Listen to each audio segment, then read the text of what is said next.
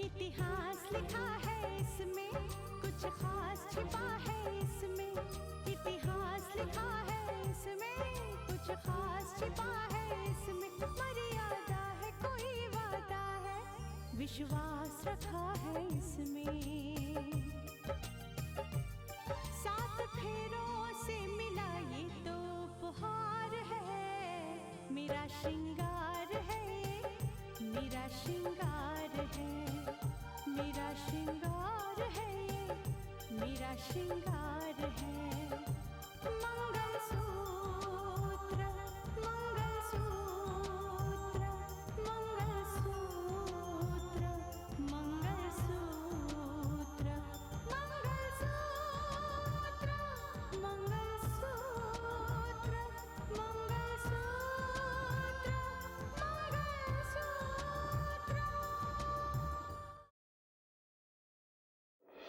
जज साहब मेरी बेटी को अपने घर की बहू बनाना चाहते हैं। क्या ये छोटी बात है कि आप और भाई जी वहाँ रिश्ता मांगने गए हो और वहाँ पे लड़की की माँ ही गायब? कमाल है। मुझे बताता क्यों नहीं कि वो लड़की कौन है जिसे तू चाहता है? हमारे लोग तैयार हैं और उन लोगों को ये भी पता है कि किस कदर और किस तरह की शिरकत करनी है। और ये दंगा इस हद तक होगा कि सालों साल ये शहर इन दंगों के जख्मों से उभर नहीं पाएगा।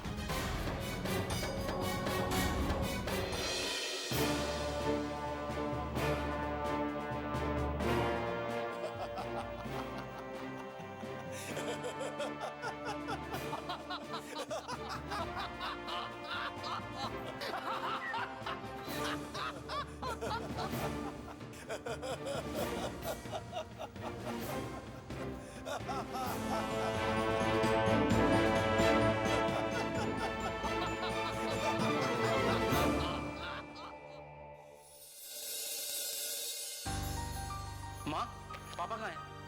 क्या बात है बेटा? अरे माँ जल्दी बताओ ना प्लीज, पापा किधर हैं? अरे भाई मैं यहाँ हूँ। क्या हुआ, इतना परेशान क्यों है?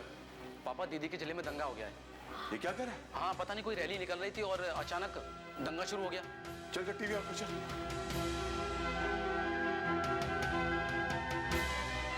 दंगों की शुरुआत कैसे हुई है इसके बारे में कोई जानकारी नहीं मिली है। रैली फूलों वाली गली से गुजर रही थी कि अचानक पथराव शुरू हो गया है।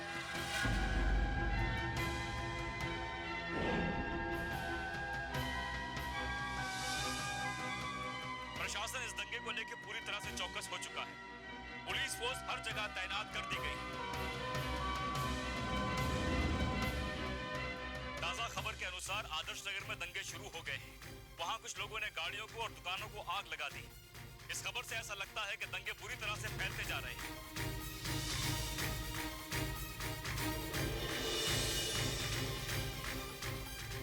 आखिर ये सब हो क्या रहा है? इन दंगों को रोकने की जिम्मेदारी रितिका की थी। वो है कहाँ, कर क्या रही है? नहीं, दंगे रुकने चाहिए, किसी भी हालत में रुकनी चाहिए। मुझे कुछ नहीं समझना है, आप कुछ भी करिए लेकिन दंगों को रोकिए। हर गली हर नुक्कड़ पर पुलिस तैनात करवा दीजिए। हमारे पास पुलिस फोर्स की कमी तो है नहीं, है ना? और हाँ, सबको इमरजेंसी ड्यूटी पर लगवा दीजिए। मुझे हर पल की खबर चाहिए। मैं आपसे बाद में बात करती हूँ। हेलो जी, बताइए क्या पोजीशन है आपके इलाके में? जी नहीं, बिल्कुल नहीं, हम ये ऑर्डर बिल्कुल नहीं दे सकते। फायरिंग का ऑर्डर बिल्कुल नहीं दे सकते। अरे पता नहीं उसमें कितने बेगुनाह मारे जाएंगे। भीड़ को अगर तितर पितर करना है तो आप आंसू गैस के गोले छोड़िए ना। बहुत सारे ऑप्शंस हैं हमारे पास, लेकिन हम ये ऑर्डर बिल्कुल नहीं दे सकते। आप समझ गए? और हाँ, मुझे आपके इलाके से कोई भी शिकायत नहीं चाहिए। हर क्या? जी बिल्कुल, हर पल मुझे आप इन्फॉर्म करिए कि वहां क्या हालत है। जी ठीक है, मैं बाद में फोन करती हूँ आपको। जी बताइए, क्या पोजीशन है आपके इलाके में? आप कुछ भी करिए, उस भीड़ को वहां से हटाइए। दंगे बढ़ने नहीं चाहिए ऐसा। ठीक है, लेकिन उस भीड़ को अभी के अभी वहां से हटाइए। समझ गए आप? मुझे समझ नहीं आता कि ये दंगे करने वाले ये नहीं सोचते कि वो अपने ही देश का कितना नुकसान कर रहे हैं।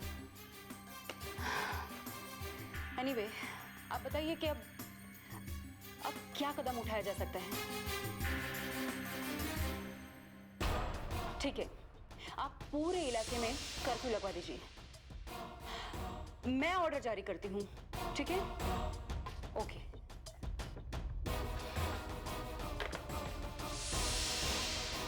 मैडम, उस रैली में इस तरह के दंगे शुरू हो जाएंगे ये तो हमने सोचा ही नहीं था। अब मुझे लगता है कि मुझे उस रैली के लिए परमिशन देनी ही नहीं चाहिए थी, लेकिन मैं भी क्या करूं? अगर परमिशन नहीं देती तो एक और मुद्दा खड़ा हो जाता।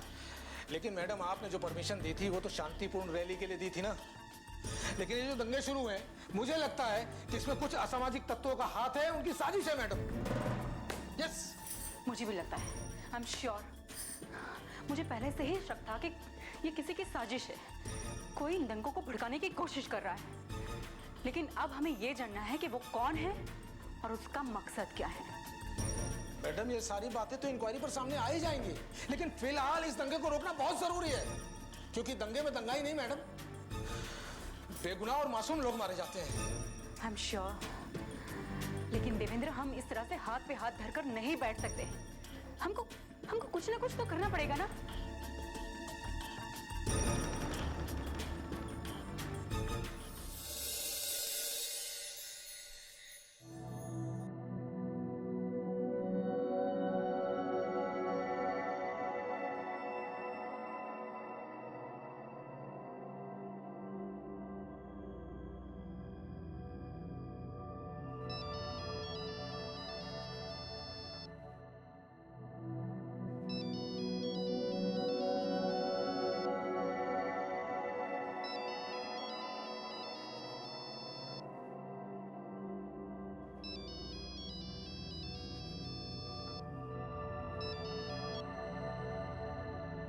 हेलो साक्षी। हाय राहुल। क्या बात है, तुम्हारी आवाज में इतनी मायूसी क्यों है?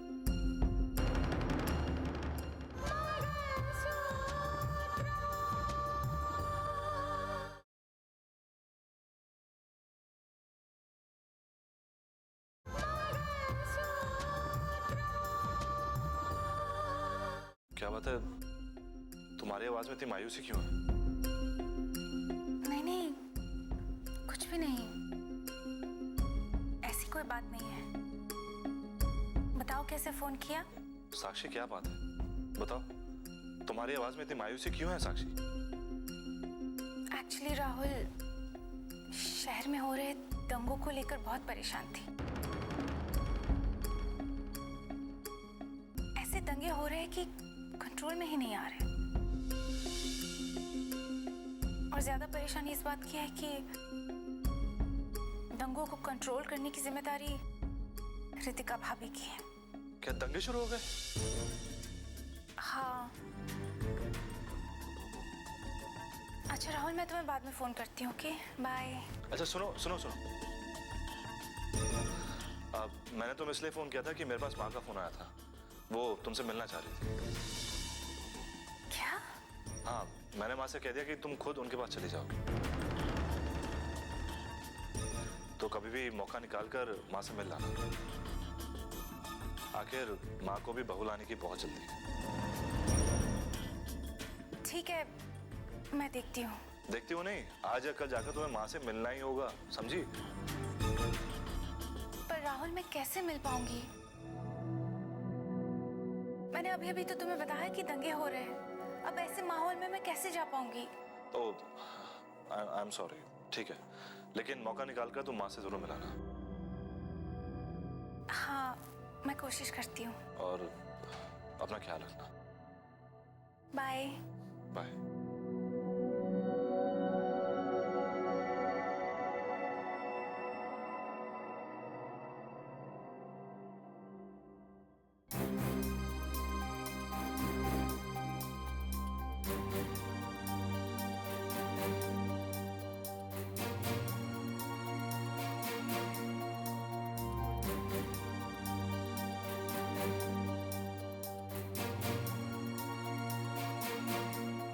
हाँ बोलो साक्षी। हाय रोहित, क्या कर रहे थे? कुछ नहीं साक्षी, बस ऐसे ही दीदी को फोन लगा रहा था, बेल बज रही है लेकिन कॉल रिसीव नहीं कर रही। अच्छा रोहित, मुझे नहीं लगता कि रितिका भाभी के पास फोन उठाने का टाइम होगा, क्योंकि शहर में दंगे हो रहे हैं और दंगा होना कोई छोटी मोटी बात तो नहीं है। खैर तुम सुनाओ, तुमने किस लिए फोन किया? कुछ नहीं, बस यही जानना चाहती थी कि तुम्हारे घर में क्या चल रहा है। मैं समझा नहीं। रोहित, मैं अपनी शादी की बात कर रही हूँ। ओह, मेरे मम्मी पापा तो कब से रेडी हैं, बस तुम्हारे पापा का जवाब बाकी है। दरअसल रोहित, कल रात को मैंने एक सपना देखा। बस उसी सपने को लेकर बहुत परेशान हूँ। कैसा सपना? ऐसा सपना था, बस समझ लो कि मुझे और तुम्हें एक दूसरे से अलग करने वाला सपना। नहीं साक्षी, हमें कोई अलग नहीं कर सकता। देखो रोहित, मैं वक्त बिल्कुल गंवाना नहीं चाहती। बस कोशिश करो कि ये शादी जितनी जल्दी हो जाए उतना ही अच्छा है। Okay, bye. Okay bye.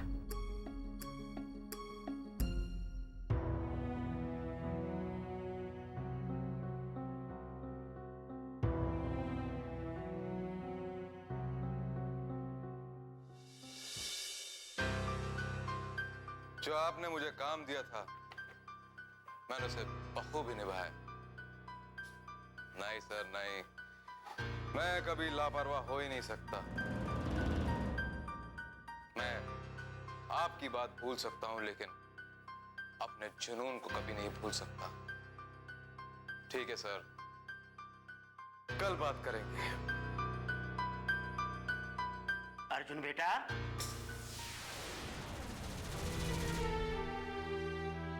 बेटा ये तुम किससे बात कर रहे थे? बाबा वो मेरे जो बॉस है ना बाबा, जिनके यहाँ मैं काम करता हूँ, उन्हीं से बात कर रहा था। तुम्हें पता भी है कि शहर में दंगे हो रहे हैं और ये तुम दिन भर थे कहाँ? और बेटा, इन बिगड़े हुए हालात में ये तुम्हारे सेठ ने तुम पर कौन सी जिम्मेदारी सौंपी है?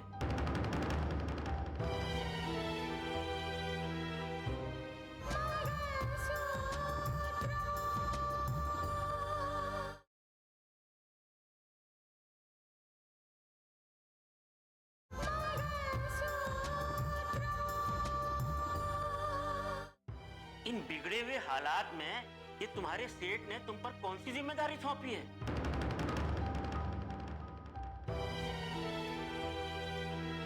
और हमारी समझ में नहीं आ रहा, तुम ये किस जुनून की बात कर रहे हो? बाबा वो काम का जुनून। काम भी तो जुनून होता है ना बाबा। और वैसे भी मैं अपने आप को इस शहर में एस्टैब्लिश करना चाहता हूँ। बेटा, शहर में आगजनी हो रही है और तुम्हें अपने काम की पड़ी है। तुम्हें पता भी है कि हम दोनों कितने परेशान थे। हाँ। बेटा अर्जुन, तुम हाथ मुंह धो लो, मैं तुम्हारे लिए खाना लेकर आती हूँ। जी माँ।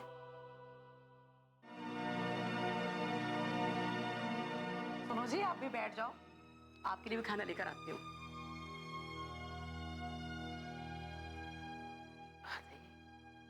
क्या बात?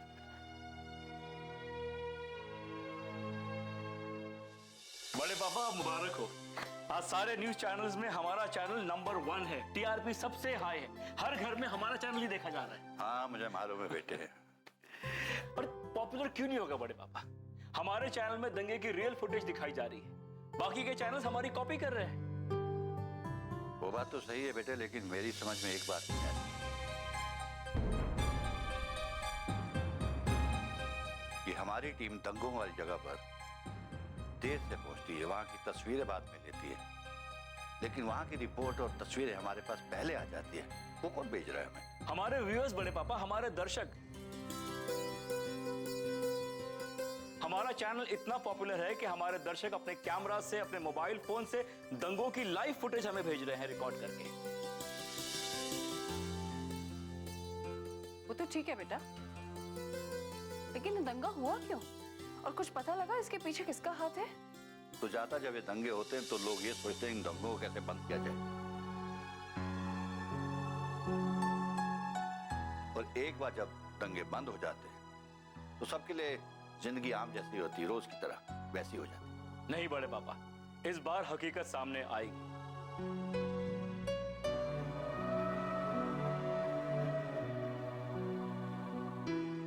रितिका दंगों की तह तक जाएगी। देखते हैं बेटा। बड़े बाबा, मैं इस बात से बेहद खुश हूं कि आज हमारा चैनल नंबर 1 है। हमारे चैनल की टीआरपी सबसे हाई है, व्यूअरशिप सबसे हाई है।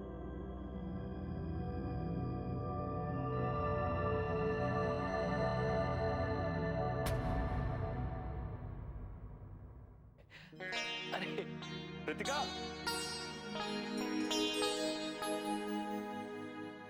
वहां क्यों खड़ी हो? आओ आओ। मानस, तुम्हें पता भी है कि इन दंगों में कितने मासूम लोग मारे जा रहे हैं?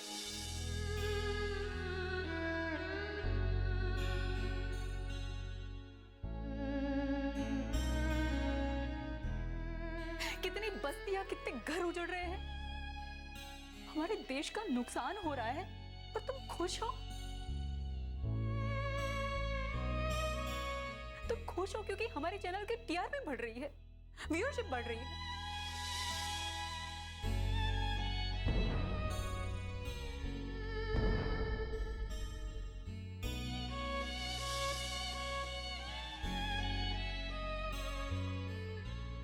तुमसे ये उम्मीद नहीं थी मुझे, तुमसे ये उम्मीद नहीं थी।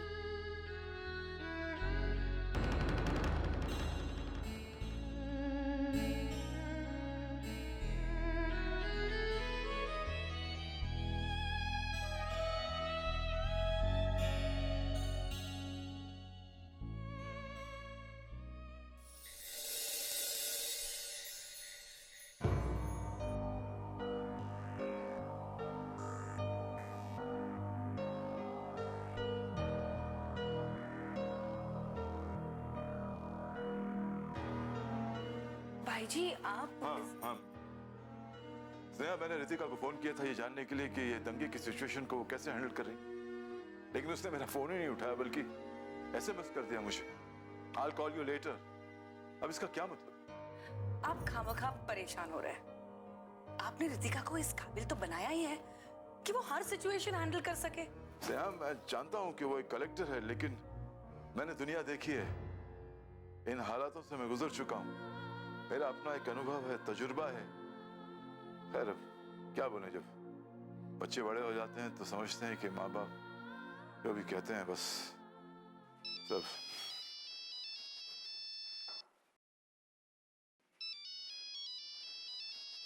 हेलो, कैसे हो जज साहेब? उम्मीद तो नहीं है कि आप अच्छे होंगे।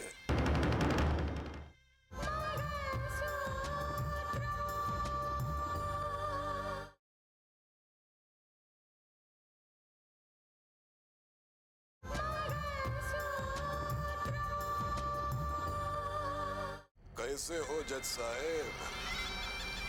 उम्मीद तो नहीं है कि आप अच्छे होंगे। कौन बोल रहा? अरे लो, कमाल है, याददाश्त बहुत कमजोर हो गई आपकी लगता है। समझते हैं आपकी उम्र का तकाजा है ना।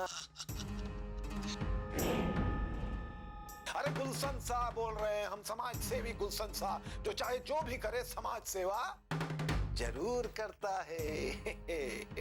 हाँ, मैं जानता हूँ कि तुम किसकी सेवा करते। खैर, फोन क्यों किया है?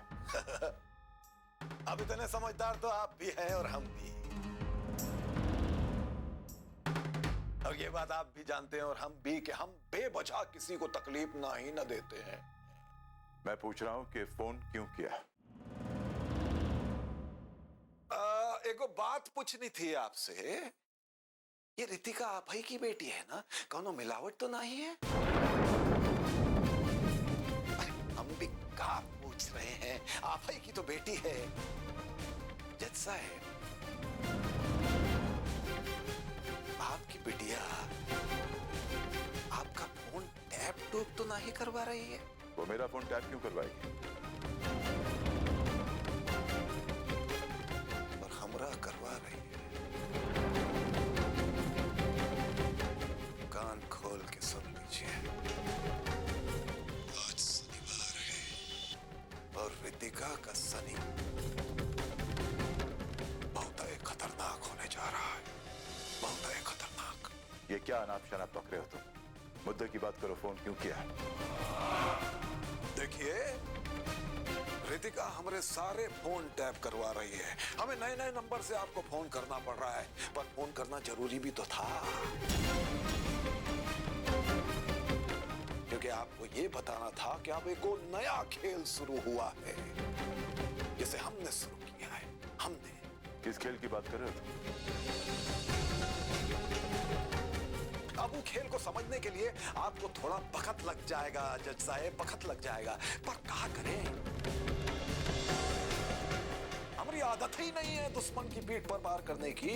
हम तो सामने देखकर दुश्मन को बताकर उस पर निशाना लगाते हैं। सुनिए, रितिका जितना कोशिश करना चाहे कर, जितना कोशिश करना चाहे कर ले, पर हमने भी एक नया खेल शुरू किया है, चूहे बिल्ली का खेल, सांप और नेवले का खेल। देखते रहिए कि इस खेल का अंजाम क्या होता है। देखते रहिए और मजा लेते रहिए, देखते रहिए और मजा लेते रहिए।